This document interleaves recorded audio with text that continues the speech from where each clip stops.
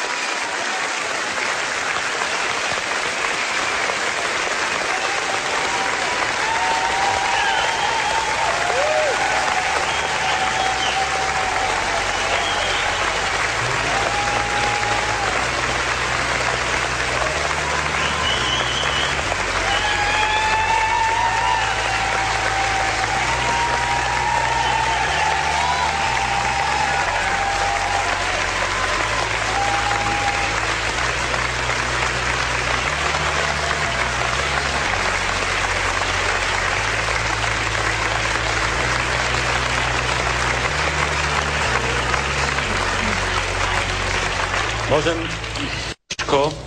Dobrý večer, najprv. Dobrý večer všetkým. Priznám sa, že som mal najprv obavu, že ako ľudia príjmu túto ťažkú vec, lebo si veľmi zariskoval a zvolil si nie veľmi jednoduchú pesničku na dnešný večer. Ale neviem teda ako pri televíznych obrazovkách, ale tu ste veľmi vnímavé publikum dnes večer.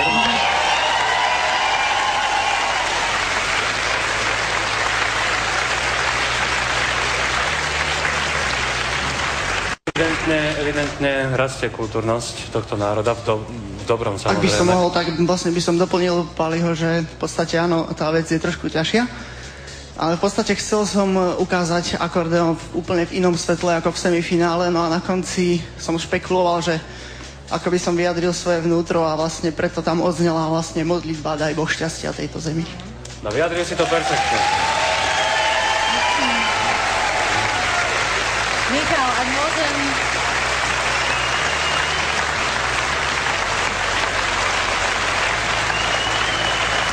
Michal, ak môžeme reagovať na tvoje vystúpenie ako teda zástupca bežného diváka, bežnej ženy v zástave, tak by som povedala, že aj mňa to veľmi zaujalo. Dokonca ma to oveľa viac bavilo ako v predchádzajúcom kole a v tom ešte predchádzajúcom kole, lebo minulo mi to znelo trošku ako pre mňa osobne ako taký ten autobusový chorvátsky zájazd nejaký a toto malo pre mňa takú vysokú hudobnú úroveň, aspoň z môjho osobného vnímania.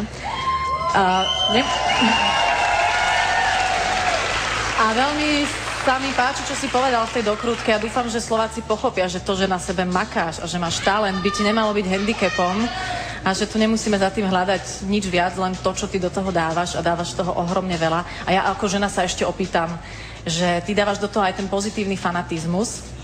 Si ochotný napríklad venovať sa akordeónu viac ako svojej budúcej žene?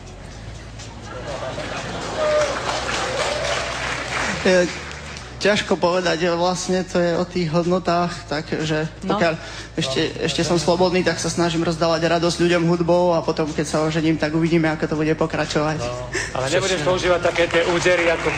Údery na akordeon. Ne, mně se právě líbí, vy hrajete na ten akordeon nejen s láskou, ale vy máte takový až hokejový drive, když do ní bušíte, do té harmoniky a podobně, což člověka strhává. Ale chtěl jsem se jenom ve stručnosti, my tady už nemáme moc času, mohl byste mě jenom stručně naznačit takový rozvrh toho hraní na ten akordeon, čili ráno vstanete a zahrajete si, ne hned? Áno, ráno vstávam tak okolo 5:30, 6:00, cvičím. A dáte si, jak dlouho? Cvičím tak, koľko sa mi dá podľa času, podľa toho, čo mám v rámci dňa. Potom... No tak to je kolik asi? 3 hodiny. 3 hodiny, pak jdete kam? Potom idem na vyučovanie, alebo učím. A potom večer zase. Zuby si kedy umieš? Ako? Zuby. Polaj 5. Predtým, ešte dobre. A večer znovu 3 hodiny? A večer zase 3 hodinky? Áno, večer už pokiaľ vládzem. No tak vy si přítelkyni zatím nehledejte. Tak nehádam, lebo už mám.